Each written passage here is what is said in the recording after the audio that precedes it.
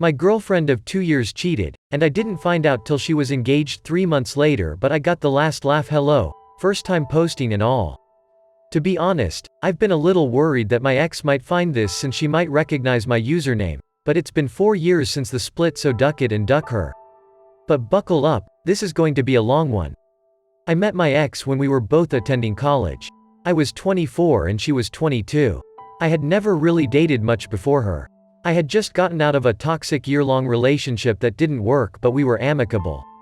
The other girl was seriously depressed. I loved her, but she was so overwhelmingly depressed I could do anything. I consider myself an empath and her depression would seep into me. So, I broke it off.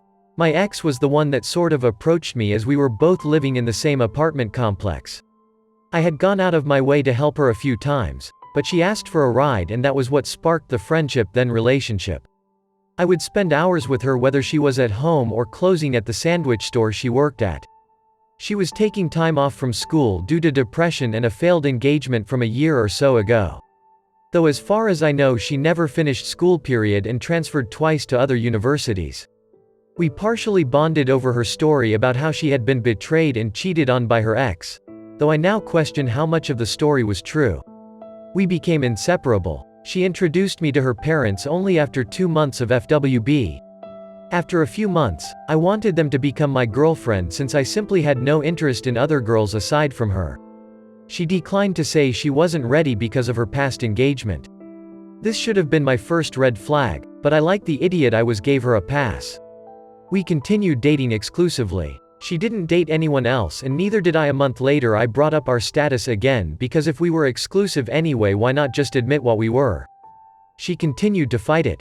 There were times during our relationship where things seemed perfect.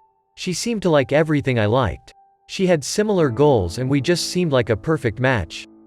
But sometimes I would notice backhand remarks about me. She would sometimes compare me and talk about her different ex. We would sometimes fight over such a small thing, and I would try to de-escalate it, but she wouldn't have it.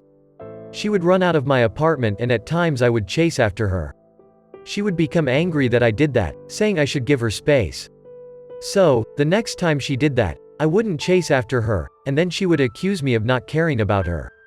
She also began to gaslight me about certain things I remembered her saying, though at the time I didn't know what gaslighting was.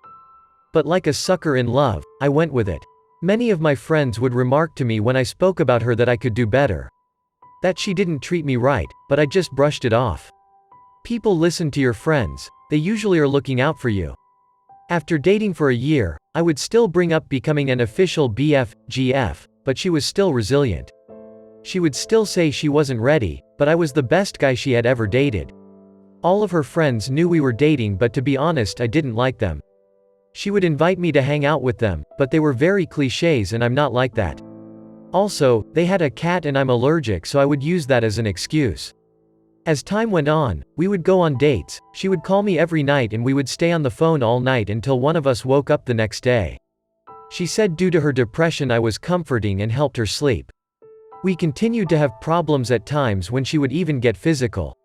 She slapped me hard on 2 occasions. Both were not because we were fighting but because she thought it would be funny. Each time I told her that was disrespectful and that since I would never do that to her, I expected the same in return. During one of our fights, she once stated, "My roommate knows all the guys that would be willing to be NCMOs in the complex, so I don't really need you." But finally, after a little over a year of dating, she gave in and decided to be GF, BF, but I noticed that she seemed to keep it secret from everyone except her family. I thought it was weird, but seeing as I had gotten what I wanted I paid no attention to it. I'm going to put this in here and say there were times I wasn't a perfect so. I also deal with depression and the stress of work, school, and family, and her became too much at times. I lashed out but never hurt her. I would point out the things she had done that were hurtful to me. We broke up several times. Sometimes I would break up with her and sometimes she would break up with me. But each time one of us would relent and come back to each other. One time I was a bit manipulative and self-harmed to show her how much it was hurting me. She had also self-harmed and expressed being suicidal during our dating, and to be totally honest I got the idea from her.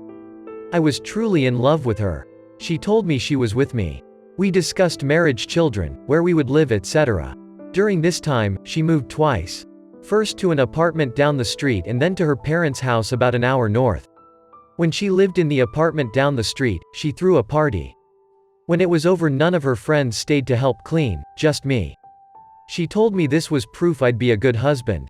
After her move to her parents, I would visit her almost weekly. But I began to notice a bit of distance at times. She was replying slower and slower to my texts and calls. But if she called or texted me, she expected a quick reply. Whenever she needed me, I would come to her. Even at 1 a.m. in the morning when I had work and school the next day.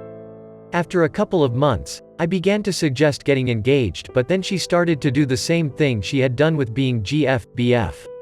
She would use her depression from her past relationship as an excuse. And then she asked if we could go back to casually dating. This was the dumbest thing I had ever done. I said it was okay. I thought this would show her that I was the guy for her. Over the next few months, she would go on dates, but she would tell me about them and tell me how much better I was than them. I continued to not date because I was a sap in love with her. But I had told her if she found someone she wanted to pursue, I would end our relationship and she could go after him. But then after talking to my friends and family, I had a realization. That is, why was I doing all this for her when she wasn't even my GF anymore? So, I told her, and she agreed that any physical relationship would end until we got back to being exclusive. Except, it didn't. We would go on dates, and she would guilt me and pressure me. And I would give in. She would then immediately afterward would become angry, saying, "Why couldn't you resist? Why didn't I stop her?" She became very abusive and hurtful. The worst was when she told me that if she got pregnant, she would never tell me and only she would decide what to do then. That hurt so much, as I've wanted to be a father and would never leave my children alone. But I would simply fight with her, and we'd end up making up. During all of this, we would continue to talk about the future together. She would see a mixed baby, I'm Latino and she was white, and say how she saw the cutest baby that could have been our baby. Whenever she was depressed, she would call me or ask me, "Would you still marry me?" And I would respond, "Of course, I would. I love you." It wasn't until Christmas, when I was in Florida visiting my brother, I began to suspect something more was up. I'd text her. She wouldn't respond. I'd call her to do the phone thing at night, but she wouldn't answer. But one time she called and asked if I had some movie on DVD, and when I asked why, she said I wanted to watch it with my family, but I could sense something was off. When I came back from vacation and started the new semester of school, she came to visit me, sort of. She came to my university for some reason and lost her Fitbit and called me to help her. I came to help, and we spent some time together, but I could feel something was different. She then told me she wanted me to come to visit her in 2 days at her parents' house as she had something to talk to me about. It was then I knew what was coming. I talked to some of my friends and prepared for the worst. When I got to her parents' house, it was late.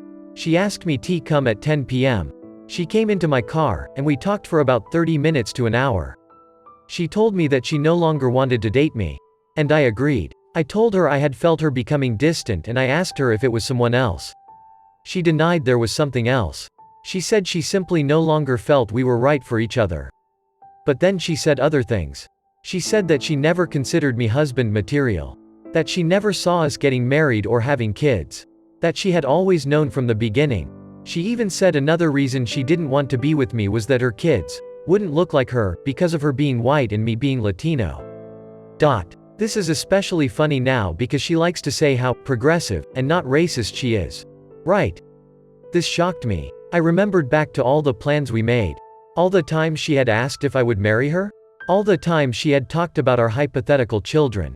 That hurt the most. I told her I loved her but that I agreed we were done. We decided on no contact. She decided to block me on Facebook, saying she knew if I blocked her, I wouldn't be able to keep her blocked, so she should be the one to do it. I said fine. We didn't end up blocking each other on our phones due to if there was an emergency. I had no family in the state. As I drove away, I felt sad but also felt as if a huge burden was lifted from me. For the next month, it was an uphill battle. I would be depressed at night. I realized she had made me codependent on her. I had become accustomed to her nightly phone calls. I felt very alone. There were many nights on the floor of my room in tear-filled agony. But I threw myself into my work, my school, and my friends. But then, about a month later, I got a call from her early in the morning. I answered thinking it was an emergency. It wasn't. It seemed as if she had butt dialed me, but that didn't make sense. We hadn't spoken in a month. What were the chances of her accidentally calling me? I could hear a conversation but only bits and pieces. I could hear her voice but also a voice I didn't recognize the other voice. It was a guy. I heard something about snow, and I swear I heard my name mentioned, but then the call ended. I know I shouldn't have, but I reached out to a few friends and heard she had started dating someone. I then reached out to her, I know I shouldn't have, and asked if she was alright. It took a few days for her to respond. She then said she had butt dialed me, but she had wanted to speak to me. She said she missed my companionship, and for a few minutes, we spoke as if nothing had changed. She told me she had started seeing someone. I told her I had heard, and she asked how, and I told her from friends. By then I had seen a picture of the guy. She began talking about him and about his flaws. I just listened, but I began to feel weird about it. She then spoke about his hair being weird, and I responded, yeah, it is a bit. But I guess she had been speaking about his hair years ago, and then began to question how I knew what his hair looked like back then. I responded sorry, thought she was talking about now. She then told me that she had recently been getting a lot of random friend requests on FB, and she asked if they were me. They weren't. We ended the conversation shortly after. And I began to have a weird feeling about it. I was sort of happy for her, but the more I thought about it, the more I realized I didn't want to continue talking to her. I messaged her the next day and told her, while I liked talking to you like we used to, I think we should continue to not speak. She agreed. I then proceeded to block her number. A week later, while on campus, I noticed I had a voicemail even though my phone hadn't rung. It was from her asking if I was home. She came to drop some things off. I personally felt like there wasn't anything worth her returning, and it pissed me off that she had come and dropped the stuff off at my front door since no one was home. I became really annoyed. I had told her no contact anymore. I then decided to write her an email. I told her basically that I had loved her with all my heart, but that she had mistreated me in a lot of ways, lied to me, etc. I told her to thank her parents for being kind to me. We had a rather good relationship, and they actively told me how amazing of a BF I was. I then proceeded to tell her I want no contact of any kind. That she was now blocked from my phone. I said though we live about an hour away now, it would be possible to run into each other due to friends living close to me and such. I told her, the way you treat me is how I will treat you if we see each other. If you treat me like a friend, I'll treat you like a friend. If you treat me like an enemy, I'll treat you like an enemy. If you treat me like I don't exist, I'll treat you like you don't exist. I sent the email and didn't expect to ever hear back from her. Boy, was I wrong.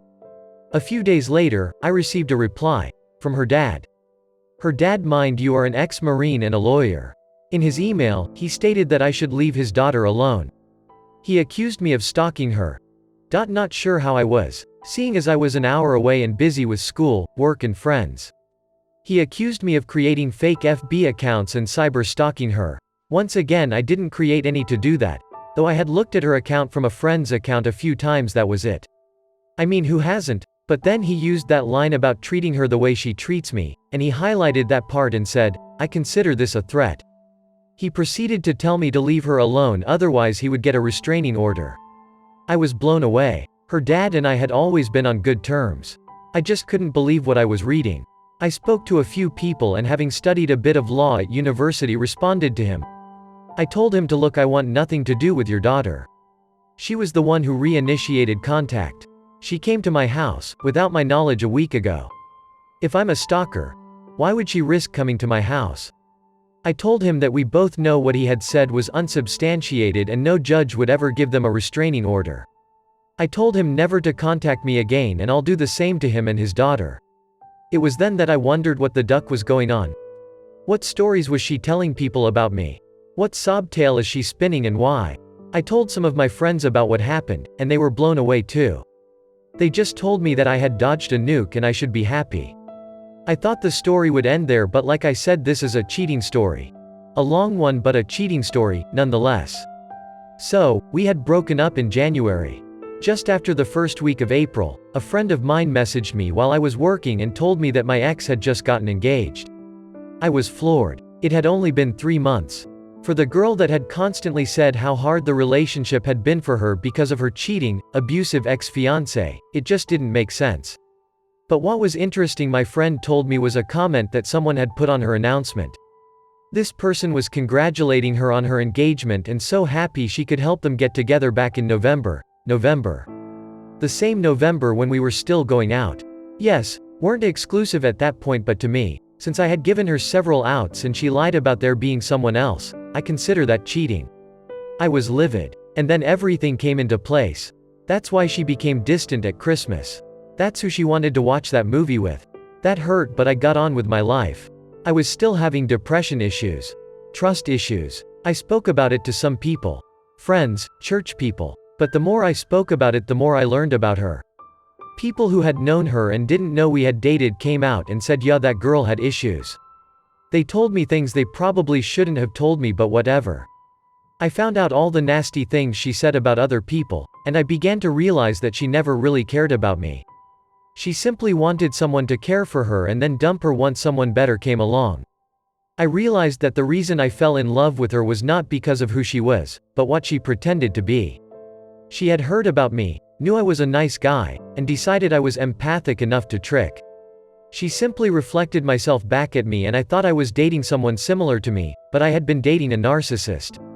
But this helped me understand a lot about myself. That I cared too much. Loved too deeply. And need to be careful to whom I give my love. Lesson learned. So, half a year passed. I hadn't run into her, but I had heard she had moved back to my city with her husband, so much for me being a stalker.